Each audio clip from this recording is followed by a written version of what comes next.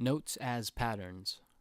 First off, let me preface this video with the disclaimer that this is my subjective interpretation of sound and my best attempt to visualize sound in an easily interpreted way. I've identified 3 levels of sound that I hope to visualize. The first level is comprised of pure tones and complex tones. Pure tones are often represented by sine waves with a single frequency, like here. They sound robotic in nature, but are still notes. And complex notes, or complex tones, are the natural consequences of how notes are produced in instruments and give notes their aesthetic quality. It's how you can tell the difference between a piano's C and a violin's C. They have a consistent pattern frequency, but are not single sine waves. The second level involves chords. Chords are a group of typically 3 or more notes sounded together and create a harmony together that adds to the intricacy of the sound as well as the aesthetics. And the third level is the composition level. And the composition level is the layering of and change in sound over time, or your average song. In addition to my personal levels of sound, there are 4 characteristics of sound that are generally agreed upon.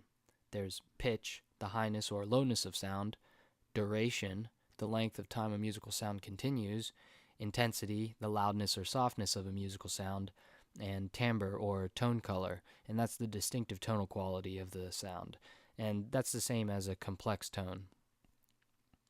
It's been my goal to visually represent sound in a way that is unique enough to notice on the first level, visually appealing enough on the second level, non-convoluted on the third level, and correspond to the 4 characteristics of sound. But for the sake of simplicity and resources, I've decided to treat complex tones as pure tones when representing sound. So timbre and tone color are going to be sitting this one out. Despite the interpretive nature of sound, the musical community that we are aware of has generally agreed to the chromatic scale. The chromatic scale is made up of 12 semitones, or 12 notes, represented here like numbers on a clock. C has been placed at the top as a relation to the piano's middle C. After 19 iterations of experimentation, I've chosen to represent each tone or note with this pattern. Each currently represents 5 octaves of a single semitone. There's middle C minus 2 octaves, middle C minus 1, middle C plus 1, and middle C plus 2. Coincidentally, the RGB wheel has 12 common divisions, and so I decided to color code the semitones to uniquely identify each note.